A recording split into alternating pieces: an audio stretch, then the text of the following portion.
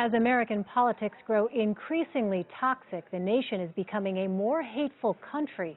That's according to the Southern Poverty Law Center, which found extremist groups are on the rise. The group says 2015 may have been the most volatile year the country has seen since 1968.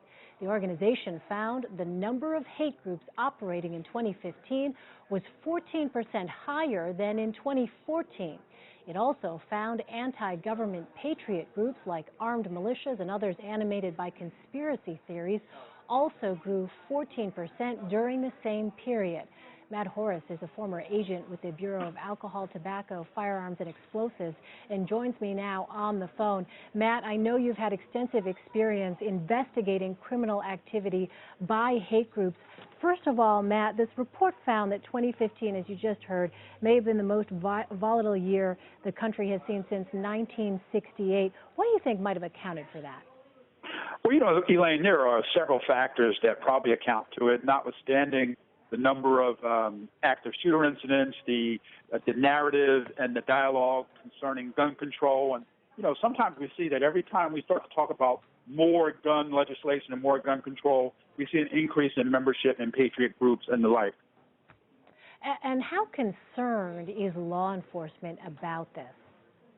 Well, I think broadly we're very concerned. Anytime you see like the numbers of the Klan chapters go from 72 to 190, you see the increase in number of black separatist groups and others, we're concerned. But remember, our concern and our action is driven by criminal acts by these groups, not merely by membership. Right. The Southern Poverty Law Center said that the rise in separatist patriot groups who believe in a government conspiracy to take away guns or land from the populace occurred after the spring 2014 standoff between Nevada rancher Cliven Bundy and federal authorities. Now, Bundy and his son Ammon Bundy were arrested this month in connection with the militia takeover of an Oregon wildlife refuge. Do officials predict there will be an influx of incidents like the one we saw in Oregon? Right. Well, at the end of the day, every time there's an incident like this, it tests the resources of local, state, and federal law enforcement. And we treat these things very differently now than we might have 10 or 15 years ago, because in most cases, it is just that, a test of the establishment. Now, anytime, again, we start talking about gun rights, gun legislation, we start to see an increase in these tests. But, the government is up for the task. And if you see what happened with the one in Oregon, there was bloodshed. Someone was killed, but it wasn't day by day, minute by minute. We waited them out. We gave our demands. They gave theirs. And at the end of the day, they're out of that compound at this point.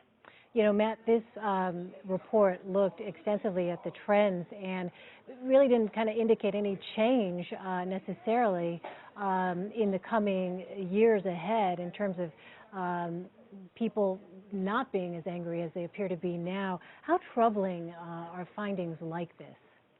Well, they're very troubling, but we live in a very complex time now. If you look at the past year, 2015 was a very explosive year in the country.